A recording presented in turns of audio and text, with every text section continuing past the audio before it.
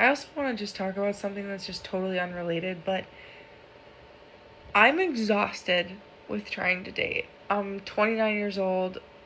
Like, all I want to do is just find somebody who wants the same thing as me. And then every time I think I do, it just switches up. And I truly think that social media has just completely ruined dating for my generation, because everybody always thinks that they're going to find better or find somebody who has a different quality, or we just have way too much access to too many people. And the problem is social media is a highlight reel. And so we constantly are thinking like, oh, I can find better. I can find this person with this quality and this quality. And it's simply just not that. Like, that is not what dating is. And I'm scared that I will be alone forever. So I'm just coming to terms with that also, which is terrifying. So, yeah. The qualities in men right now are horrible. I'd rather be alone than settle for a man right now. What happened? Like, in my 20s, I feel like I met like a better selection. But maybe when you get to this age, a lot of people start showing their true colors. I have no idea. If that lady's 30, then I'm almost 40. Which is true. It just goes to show that you cannot rely on somebody's picture or video to determine their age. Which, trust me, when women start to realize that it's really their age that's keeping them from the pool of men that they want to date, they might start fudging their age a little bit. Which is another thing that you guys should be looking out for when you're meeting somebody online that you don't know. That is one reason, on top of many other reasons, why I always recommend doing a public data check on the woman that you're interested in on a trusted website like publicdatacheck.com. You can find out their age, where they've lived, if they have a record of anything that you would want to know about. It could save you a lot of hassle. Look, I'm single and I'm 30, and you have to settle down before you turn 30. You have to. You have to. I'm not saying this because I think you have to like adhere to societal norms. I am telling you that at 30, you will have one night in you. You will not want to leave your bed ever. I'm like, I'm not going to find the man of my dreams sitting in bed all day, but it is all I want to do. My bed is everything to me. Bedtime is the best time. So if you don't want to die alone, no, I'm being an idiot. No, you don't have to find anybody before then. I'm just letting you know that, like, I'm sitting here like, how am I going to meet anyone if I'm glued to my bed? Is there anybody whose type is like bed sores and gummy worms? Because like, that's where I'm at. Like, is anybody's type like the grandparents from Charlie and the Chocolate Factory? I'm gonna have to settle down with like a little micro, I'm gonna have to settle down with like a particle of dust in the air. That is what is around me all the time. The wall is the most poorly marketed concept in the manosphere, and also the most empirically accurate. Not because women become worthless at a specific age. That's the caricature used to dismiss the conversation. But because the factors that most women use to delay partnership, career development, waiting for the right feeling, the option value of holding out for better, have a shelf life, and that shelf life does not negotiate with ideology. Biological reality keeps its own calendar and sends no appointment reminders. Why millennial women are the most single generation, let me give it to you in 2 seconds, maybe 15. Number one, we're not picky, we're just tired. We're tired of having to explain emotional intelligence and emotional regulation to somebody's son who's 40 in a backwards hat. I'm tired of trying to teach a 40-year-old man how to communicate and how to just say, hey, yeah, this bothered me, instead of giving me the silent treatment for a week. No, technically we don't need a man, because now we can have our own bank accounts, own our own houses, have our own jobs, buy our own cars, etc., etc. But yeah, we still want a man. I mean, shit, I still need a man. I need someone to hang my TV right now, actually. I hope that clears things up. Like, we've done the work, we've done the healing. We want somebody else who's done the same. And we're getting frustrated because that's really not too much to ask with the wealth of knowledge you have on the internet, on TikTok, on Instagram, in books. Men can help themselves. They just refuse to. At this point, it's just willful ignorance, and we're getting so fed up and frustrated, and we're tired. No one really talks about what never being loved romantically can do to your self-worth. After enough ghosting, enough rejections, enough almosts, you don't see it as bad luck, you start to see it as proof. And that's when you pick yourself apart and wondering, what's wrong with me? Is it my body? Maybe it's my face. Maybe it's my personality. Maybe you're too much. Maybe you're too emotional. Maybe you're not enough. Maybe it's just you.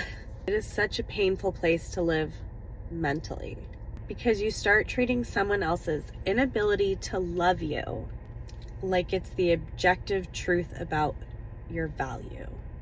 And I've done that. I fight it every day. I'm unlearning it. I put so much value on being picked, on having a boyfriend, just as if it was just validating that I was worth someone to be with me romantically. But I think the number one lesson that I'm doing now is, I've realized it, that none of it is true. There's no such thing as a timeline. It is definitely okay that I'm 38 and I've never been in a relationship before, but I'm learning that repeated disappointment is not the same thing as proof that I am unworthy. I am clearly not everybody's choice, but it doesn't mean I'm not worth choosing. I think I am. I love you, and I mean it. About half of men below 30 are currently single, representing a fundamental change in how a large portion of the population views the value of long-term relationships. But here's the arithmetic that matters for women over 35. Those single men in their late 20s and early 30s are not in a symmetric position. A 28-year-old man with resources, fitness, and clarity is not operating from the same leverage position as a 37-year-old woman who spent her peak years cycling through relationships while figuring herself out. His value is climbing. The math of sexual market value runs in asymmetric directions, and asymmetry doesn't care about the discomfort of acknowledging it. Modern-day marriage often asks men to take the biggest risk with the fewest protections. Men are expected to provide, protect, work longer hours, and carry financial responsibility. Yet when a marriage ends, they're often told they should be grateful for every other weekend with their children, while dividing assets they've spent years building. Marriage is supposed to be a partnership. Why do so many men feel like they're signing a contract where the consequences are far greater for them than the reward? Before attacking the question, ask yourself why so many men are choosing not to get married at all. And let's not dismiss the fact that most women put men in celibate relationships not long after the marriage. Men aren't happy in marriages, in modern day marriages. So if you have a really good man and he is skeptical about getting married, this is why. Let me know in the comments below if I got it right.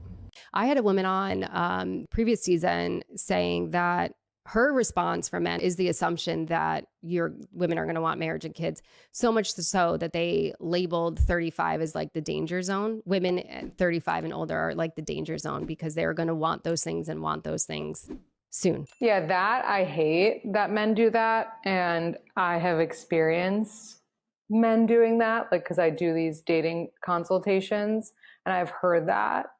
And it's like, okay, so you caught them, you know, so that's what they want. Like, what's the big deal? And I also think like some women will come in too strong when it comes to wanting those things. I think you can want those things and still like not lead with them necessarily. The refusal to settle gets misread as cruelty. Men in their 30s who have built themselves, who have the finances, the fitness, the social proof, the maturity, declining to partner with women their age who have complex romantic histories, financial entanglements, or in some cases children from prior relationships, isn't cruelty. It's preference, combined with options. The man who spent his late 20s building instead of pursuing is now in a market position that gives him genuine choice. Genuine choice exercised honestly is called settling for no one in particular. The panic is about men having that choice and using it. What's going on, guys? So today we're gonna go over some single ladies, 30 and plus, who hit the W. So let's watch and enjoy. Don't mind the roach nighty. I actually have something I want to say. I don't know when it started, but I realized I started to do this thing where I don't let myself actually feel the things that I feel. I don't let myself admit that it does overwhelm me that I'm 35 and single. I appreciate you sharing, but why is your boob half open and you're not wearing any bra? I don't let myself feel the full weight of the times that I've been hurt in my life because I don't like to give those people any sort of power over me. Of course, because you are a strong and independent woman. I don't even like to say it to myself, let alone publicly, but then I kind of forget a really important piece of the puzzle. Vulnerability and sharing these feelings is where real progress is made. As much as I want to fight it and act like it doesn't get to me, that I'm 35 and I'm single and I don't have any prospects right now, isn't gonna change what I really feel. It's hard. It's really hard to sit and admit that I have been hurt. It's hard to sit and admit that I have taken risk on love and it hasn't worked out. It's hard to admit to myself that it's impacted the way that I view dating. So what changed now? Can you be more submissive now? Can you actually listen to your man? Be a feminine woman? Is that what you're telling us? But one thing I do know that I really like about myself is the fact that I'm never gonna give up trying. I'm never gonna give up on myself. And even though, yes, I am 35 and single, I'm also 35 with a clean slate. 35 and no longer in a toxic, abusive relationship. Did she just say she's not gonna give up? Give up on what? Trying to get a man? Trying to get a ring on your finger? Girl, you had your time. Your prime time, 19/25. This is when you're the hottest and men want you. Let me ask you a question. You're 35, you're still single. Why is that? Why is that? Abusive relationship? So you telling me every man you dated was abusive or not good enough for you? To the point where you're still single at 35. 35 and completely supporting myself. And even though it can be so overwhelming and sometimes embarrassing to not be where I thought I was gonna be, at least I'm not where I was. All right, thoughts I have being a single 30-something-year-old living in New York City. I think the thought of not finding your person and falling in love is really scary. But you know what I think is even worse is falling in love, finding your person, and having it be the wrong time and wrong place and it not working out. It seems like they all have the same strategy. To calm themselves, to keep telling them that it's okay. It just wasn't the right time. It wasn't the right moment. I'm gonna repeat myself again. Your time was when you were young, before 25. But you blew it. You missed it. And now you're just trying to find excuses to make you feel better and to cover up your mistakes. Because, hey! And yo! This is horrible! It is horrible. Remember back in the days, by the time the girl turns 18 years old, she would dream to be married, have a husband, family, children, be at home and take care of her family. Now the family is dead in this society. And this is what we get. Lonely women who are 30 and plus and crying on the internet that their life sucked. The worst part is when they blame us men for their life. Well, that was the last video for today. Thank you for watching, guys. Please subscribe and I'll see you next time. Peace. I hit the wall a while ago. I painted a road on it.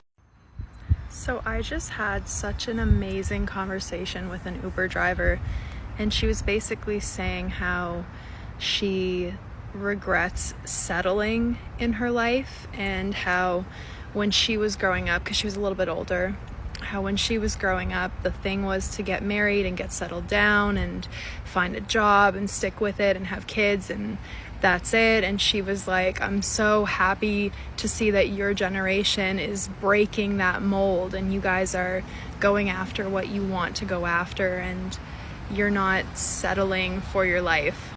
And then I was telling her how sometimes I'm hard on myself because I'm 25 and I feel like, you know, maybe I should be settled down sometimes, even though it wouldn't be the most fulfilling thing for me.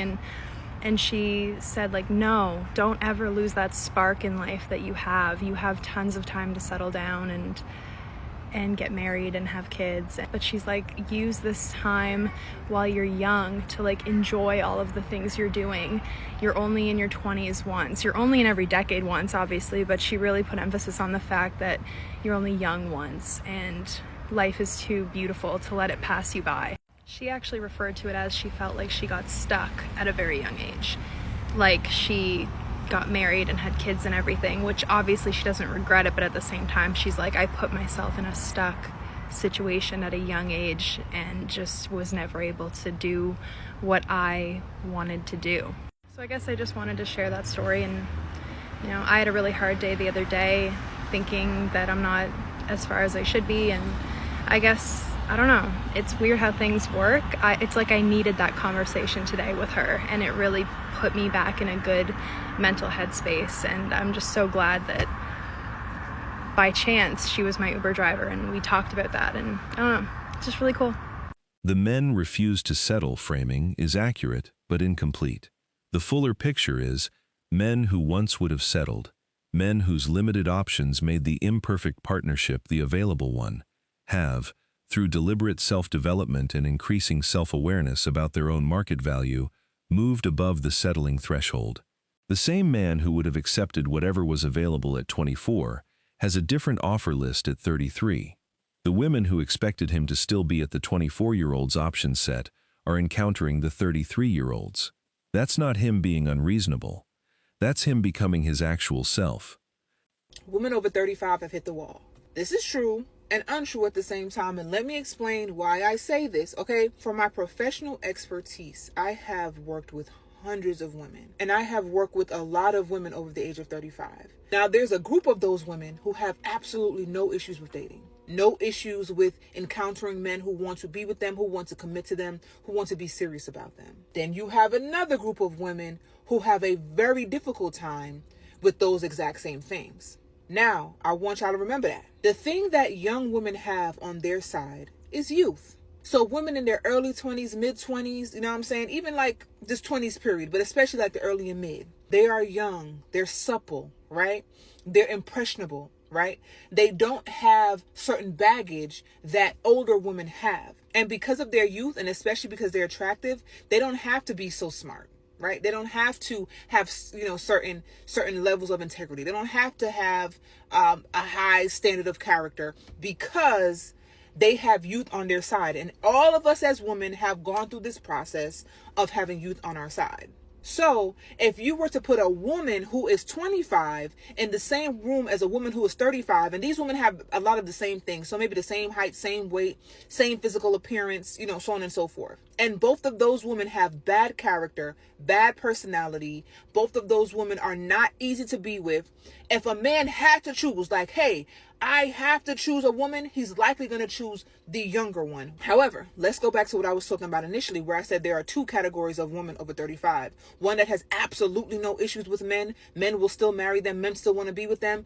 And the ones who a man would not spit on them if they were on fire. The reason for that is they have bad character. They have a bad personality. They don't have the wisdom. They don't have the intellect. They don't have the things that they should have at their age. They make life hard, not just for themselves, but the people around them. Then we want to add the fact that they are out of their prime. They're out of the typical baby making ages. So yes, women in that category have hit the wall. But the women in the category who know themselves, who take care of themselves, who don't have bad character, who's a pleasure to be around, who don't take nobody's shit, but also is respectful, those women over 35 will never have a problem. Men will still gravitate towards them because a man over 35, if he's a high caliber man, he typically doesn't want a younger woman because she does not have the wisdom, she does not have the life experience or the conversation that would even excite him, that is even something he'd be interested in. So ladies, if you're over 35 and you don't want to hit the wall, be a better person. Stay safe. I was just freaking out about being in my 30s, being single and just not meeting my person yet. Every woman will go through this. They reach 30 and regret they wasted their prime years getting ran through and rejecting good guys who would have treated them right. And after I turned 30, I was like, okay, do you know what? I've made this such a big deal in my head. I'm 30, I can thrive. So over the last like month and a half, I've been better, like my mental health's been better. I haven't been worrying about it as much. And then for some reason, this Christmas period has like hit me again. And I'm like, oh God, I'm single and I'm 30 and it's Christmas time. And I'm just seeing all these little couples go to their Christmas markets and have a lovely old time. And I'm on my Todd. She has finally realised that she has hit the wall, and most of her opportunities to find a man is slipping through her fingers. So I'm struggling again. I'm struggling in the same way that I was when I turned 30. And as I said, I know it's because of society and it's not an issue. It's not. So I thought to myself that I'm going to start this little series on TikTok and I'm going to call it Things That I'm Doing Instead of Getting Married. I want to kind of challenge myself or like just do self-care things that I feel like maybe you wouldn't have the time to do if you were in a relationship or if you had kids. That's really pathetic. So, I never get on TikTok and even I don't get on TikTok to do this. But I don't know who else might be feeling the same way I am. And I'm about to start crying. I'm 29 years old. And my birthday is February. I'm a Pisces. That means that I'm about to be 30 years old. This is her first epiphany that she is about to hit the wall. Get ready for her to start crying shortly. And it's like,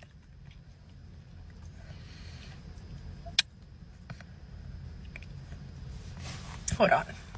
And it feels like as the day go by, like, and it's getting closer, I'm like, damn, like I saw myself in a different position at this age. It sucks so bad. Almost about to be 30 and fuck. It's like I'm trying to express how I feel and I can't. Like I can't get the words out of my mouth. I just know that it's like I feel like I'm starting from scratch. Fuck. Anyways, I don't want to like be on this app and be like this sad shit because I'm not like that at all. If you follow my Instagram, you know that's not me. I don't. But this is gonna be like my new journey.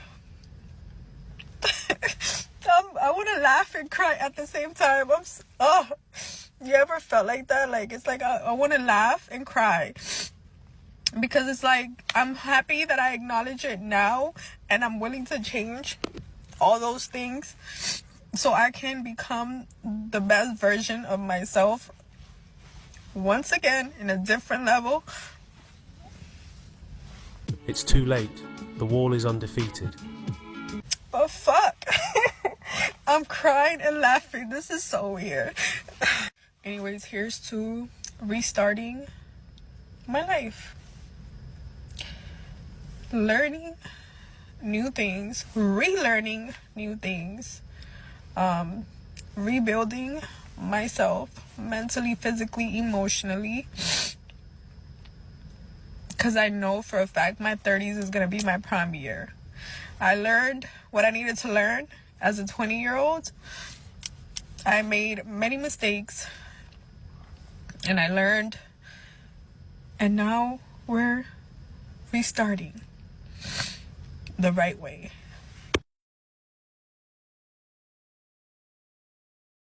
Among young adults who definitely expect to marry, dating efficacy scores slightly higher than those who are uncertain.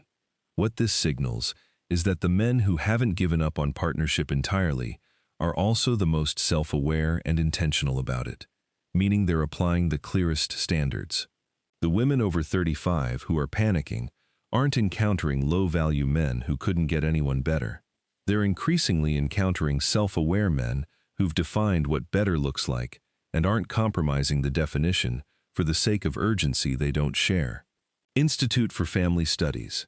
So this is part 2 of things I'm looking for out in the dating world. If you've been following along, you know that I'm a millennial, 35-year-old woman who is learning how to date again, or for the first time really, because I met my ex-husband in high school, so didn't really have to date. Fun times. This all goes back to where I want to be in a relationship where I feel I am chosen. I'm worthy of that person choosing me, continuing to choose me, to be my teammate, and just have my back. Yes, everyone's been through their own stuff. But if you haven't been married, you haven't been through the things that I know you can go through as a married couple. That's different if you're in a long-term committed relationship, but if you're in a long-term committed relationship, why didn't you just lock it down? That's red flag. I just really could not be with someone who has more than 2 kids, especially if they have more than 2 kids with multiple wives, baby mamas. If you've had 4 kids by 3 different wives, that's a huge red flag. It just is what it is. And I feel bad for people in that situation. They probably have it a lot harder than me in the dating world, but I don't know what to tell you. I didn't make those decisions for you. I just don't know what else to say. If you have been married, you've been through marriage. You know what it's like in the trenches. You've also been divorced. Ideally, you're divorced. No, not ideally. You need to be divorced if you are dating. I do not know how to say this nicely without offending some people. The next thing that I'm looking for is someone who is not married. You cannot be married. You cannot be separated. You cannot be freshly divorced, because most people don't know this until they go through it, but when you go through divorce, it is going to be a roller coaster of emotions. Regardless of how done you are with the relationship, I was done with the relationship. I wanted the divorce. I was so done. I was so mad at my ex-husband. I hated him. I wouldn't have peed on him to put him out if he was on fire. That's how done I was. I was the one constantly asking for a divorce, and we didn't get divorced until he finally was like, okay, yeah, let's get divorced. When we file for divorce, it'll only take about 2 months for it to be complete. I feel like you can wait 2 months. Like, just do everything that you have to do to move forward with the divorce proceedings and just do it. By the time the 2 months went from filing to finalized, I ran the whole gambit of emotions. God came in and drastically changed my view, my life, softened my heart towards my ex-husband, towards his family, gave me a fresh perspective. All that to say is you don't really know how you're going to feel through divorce. You have a lot to deal with. Bringing another person into that scenario is just not a good idea. Let's just say that. It's not a good idea. Not married, not separated, not freshly divorced. You don't identify as married. Nobody identifies as married to you. Nobody can claim that they are married to you. No one says that you're married. No one thinks that you're married. Am I getting the point across that you can't be married? I hope so. Because the amount of people who say that they're divorced and they're not is a lot. The next thing that I'm looking for is someone who does not prioritize drinking. I came from a relationship where alcohol was a huge problem on both of our parts. Insert every bad thing that can happen in an argument fueled by alcohol, and it happened 100%. Alcohol is just so over-glorified by the world, so acceptable and so easily accessible. It's literally a toxin. The older we get, the more that I see people whose number one priority is drinking at events or things that are just inherently fun on their own, like baseball games, concerts, days at the lake or the beach, on the river, game nights, festivals, fairs, family events, crawfish boils. If your priority is what you're drinking at these events, you're missing the inherent fun that all of these events already hold. Once you realize that the drinking was more of a social habit, and it was like, I don't know what to do with my hands if I don't have a margarita in it while I'm out to dinner with friends. Once you get past that, it gets so much easier to just not drink. And then the next thing for me would be someone who is okay with no sex before marriage. It just is what it is. That's my Christian beliefs. If I am hoping to attract a Christian spiritual leader of the home, that will also be their belief. So this will not be a far-fetched idea for them. I know that it sounds foreign to most people who are probably watching this video, and I wouldn't be surprised if I pissed off the internet by saying that I plan to wait for marriage because I've already been married. I'm not so naive as to know how that sounds to other people. For me, my value will not be placed in giving my body away, of giving into my flesh. I know that I will be building self-control. The man that God has for me understands that, is also building self-control, and that would eliminate the temptation to ever go outside of our marriage. And I just think that it should be normalized in society because there'd be a whole lot less broken homes. There'd be a whole lot less abortion being used as birth control. There would be a whole lot less STDs. There would be a higher collective self-worth, especially among women who deem sex as a way of validation, confirmation that they are worth someone's time and worth someone's attention. Promiscuity in general causes nothing but heartbreak, really. And society somehow has normalized my body, my choice. I can do what I want. And I know that there will be a man out there that values the fact that I haven't been with half the population in the area I live in. Yeah, that's it. Some of those are going to be hot takes to most people in today's society, but I know what I'm praying for, and I know what I'm expectant for, and I trust that God has a plan far greater than anything that I could ever imagine. And I know that no prayer is too small for God. I think that some people think I'm not going to bother God with praying for someone who's over 6 foot tall with a full head of hair. If you're praying for a short king, if you're praying for a dad bod, whatever it is, there is no prayer too small or insignificant. God wants to invite us into a relationship where you can ask him for every little thing that you want and need, because he can 100% provide it for you. He can 100% provide something better than you can even imagine for yourself. So be specific in your prayers, because we know that our God is just a good father who can do anything. He wants to do everything for us. That's it. I feel like no one is telling the 20-something single girlies this, and as a 30-something single girly, I need to spread this message. Okay, I feel like when you're younger, when you're in your late teens and your 20s, you have this idea of the timeline of a relationship, which is like you'll meet someone and then you'll spend a couple years dating, and then you'll move in together and you'll live together for a couple years, and then you'll get engaged, and then you'll be engaged for like a year or 2 or 3 years, and then you'll get married, and then you'll be married with no kids for a couple years, and then you'll have a kid. I don't know, I'm sure that's not everyone's timeline, but I feel like if you live in New York or in like a major city, and in this modern day and age, that's what like a lot of people are thinking. And that timeline works great when you're 18, 19, 20, 21, 22, 23, maybe even 24, 25. I feel like once you cross over that 25-year point, the math stops mathing. Because you're like, if I date for a few years and then live together for a few years and then engage for a few years and then married for a few years and then have a kid, like I'm getting into my late 30s. And let me also caveat this with like, I don't give a fuck about timelines. I am 33. I got married when I was 26, 27. I was child bride,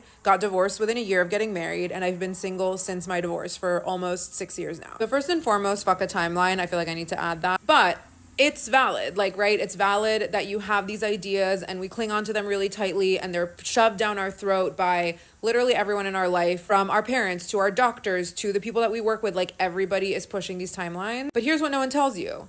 So you cross 25. By the way, your Saturn return's coming. 27 to 30, 31 is your Saturn return. So your whole life is going to go through an upheaval regardless. Whether you're in a relationship, whether you're already married, whether you're already on that sort of train track with the relationship, when you hit 27, everything is going to get uphauled regardless. So whatever. Let that play out. Believe me, as someone who got married right on the cusp of her Saturn return, let that play out first. Okay, and here's the good part of the video. When you get into your 30s, especially when you're on the other side of your Saturn return, and whatever is going to happen to you over the course of your 20s into your early 30s, so much is going to happen to you. You are going to know yourself so much better. You're going to heal a lot of your old bullshit. That is the reason why you need to be with someone for so long before you make these bigger steps, like getting married or having a kid with them when you're younger.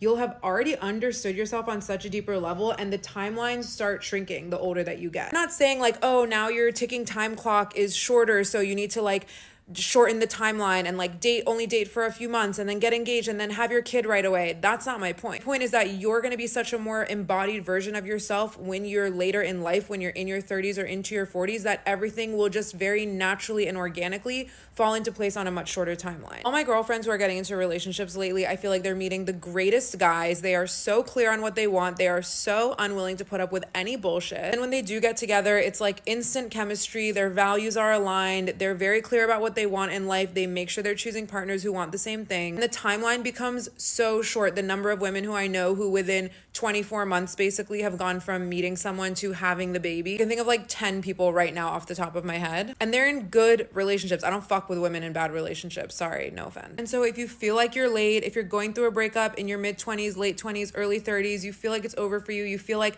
now the clock is resetting and now this like long timeline ahead of me is just getting pushed out so much further. It's not. Like the whole concept of time as far as relationships goes changes completely the older and older that you get. And in a good way, I mean that in a good way. And I think just being in that headspace of like everything can happen for me very quickly on my own timeline.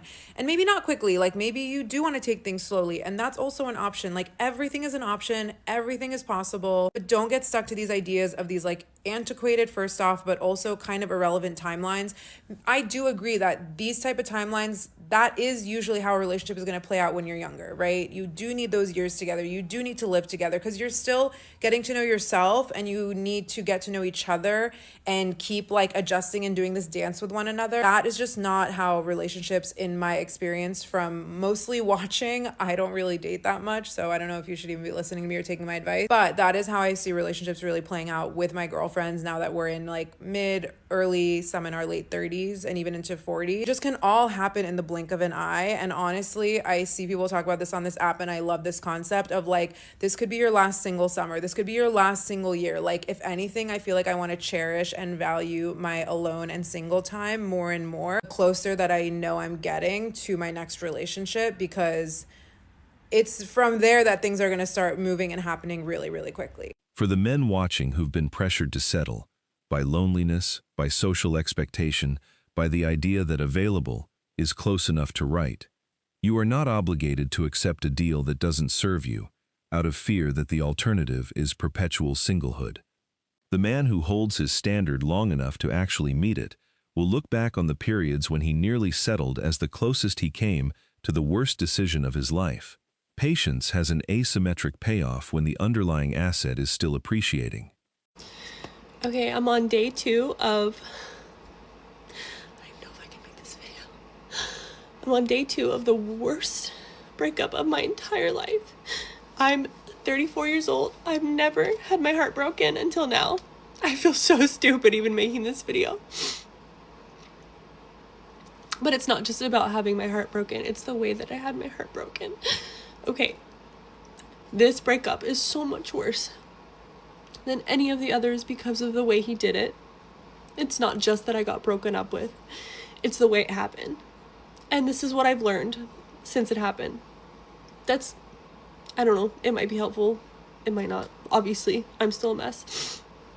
Number 1 is the name of the type of breakup that happened is called an avoidant discard. If you've never heard of an avoidant discard, it's a type, an avoidant is a type of attachment. So there are different kinds of attachments that you develop as a child that you bring into adulthood. There's secure attachment, avoidant attachment, anxious attachment, and then there's little sub-branches of all of those, okay? So if you have never looked into those, research those, find out what kind your partner is or was, and you might be able to understand them a little bit better. An avoidant discard is when the avoidant person who has a really hard time with their emotions or any kind of pressure or stress, instead of giving you signs or talking through things or slowly coming to a head and then breaking up, they completely discard you. So there's no warning. It comes out of nowhere. You're completely blindsided when it happens. The way they do it is awful because in order to protect themselves, they need to shut off their emotions. And so they seem like a completely different person. They seem cold and distant and even mean sometimes. what's helped me a little bit is understanding this and understanding what happened, and also validating myself that it's not me. I did nothing wrong. And also understanding that it's not 100% him either, because he doesn't even know. He's not even aware that he has this attachment style. And maybe if he was, he'd be able to work on it, but that would take a lot of work and a lot of therapy. And I pray to God he does that someday, because he's just going to keep doing this to people. So, if you've been dropped, like cold turkey, or even blocked, after you thought things were really okay, that's probably what happened. So look into that, do some research on it. It might make you feel better. There's a whole side of TikTok for that. Okay. The other thing is,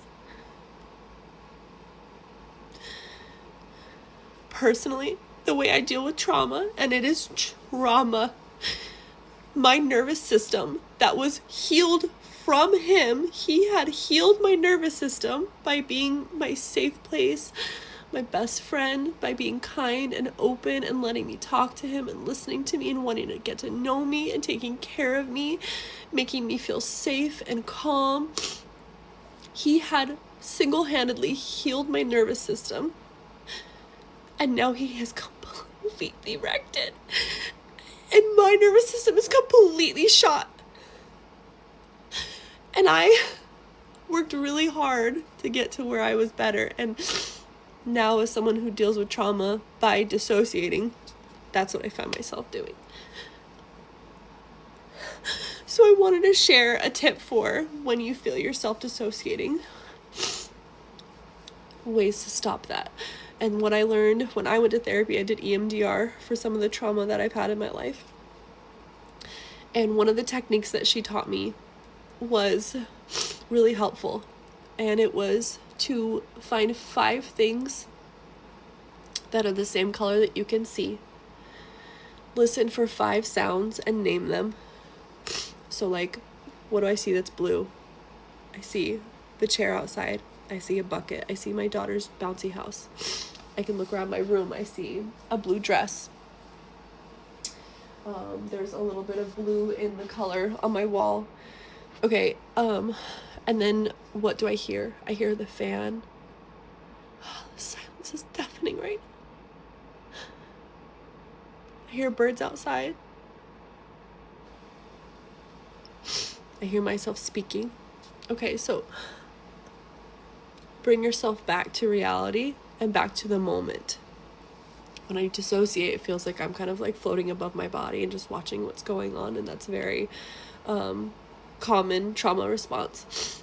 But it's really important that you bring yourself back in and really process what you're feeling. So that was something that was very helpful for me before, and I'm hoping that it helps me now, like when I start to feel myself having a panic attack and I can't breathe. Doing that helps a little bit. Okay, the third thing that I want to share is that you have to find this balance between feeling your feelings and feeling them really deeply, and also not isolating yourself, right? So like, this is the first time that I've been alone since it happened. It happened Friday and I was with my sister. My kids were with their dad. Thank God they didn't have to see me like this. And then the next morning I got them back, right? So I've been trying to be really strong. Not that your kids should never see you upset, but I wasn't ready to share with them why I was upset, because they thought I was going to marry this man. Like, they thought that I was going to be their stepdad. And I'm not ready to explain that to them, especially not like this, right? So I tried really hard to be kind of strong this weekend, and they just got picked up, and they're going with their dad for 8 days. It's the longest they've ever been away from me. So you can imagine that this is another layer of hard for me, because not only did I just get completely abandoned physically and emotionally by the person I thought I was going to be with forever, but my sister, who's usually my support system, she was here visiting, just happened to be, she left today. And then my girls got picked up and they're with their dad for 8 days. So the silence in my house is making me physically sick to my stomach. And I know that I need to sit here and cry and be upset and let myself feel these things and work through them. But at the same time, like, I can't sit here. I can't sit here. This is why people, like, I've never understood that until now. If I didn't have 2 little girls to take care of that needed a mommy, I don't know what I would do right now. It is absolutely crazy how this feels. And if you've ever been through this, I'm so fucking sorry. I'm so sorry. And I know it will get better. I know with time it'll get better. It's probably going to take a long time. But right now, this is the worst feeling I've ever felt. This is the worst thing that has probably ever happened to me. And I've had some real trauma in my life. Real bad shit. And right now, this feels like the worst. So I just wanted to share some of that. It's probably not going to help. It's probably going to trigger people and make them more upset. But I don't know. I just felt like I had to get it out and say it out loud. So I'm going to go drink some water. I'm going to go for a walk. And then I'm probably going to take one night to sit here and rot and cry and be sad. And then I'm going to stay really, really, really busy the rest of the week until my babies come home. So send prayers, wish me luck. I'm probably not going to post this until long after because he still follows me and I don't want to make him even more distant. And I also don't want to make him feel any worse. I don't know if he feels bad, but he probably will eventually. So good luck, everybody. Stay strong, guys. As always, I wish you tremendous success. Now it's your turn. Is refusing to settle a sign of healthy standards or an ego that's outpaced reality? Let me know in the comments. Thank you so much for watching. If you found value in this one, hit the like and subscribe buttons, ring the notification bell, drop a comment, and share it with someone who needs to hear it. See you in the next one, guys. Till next time.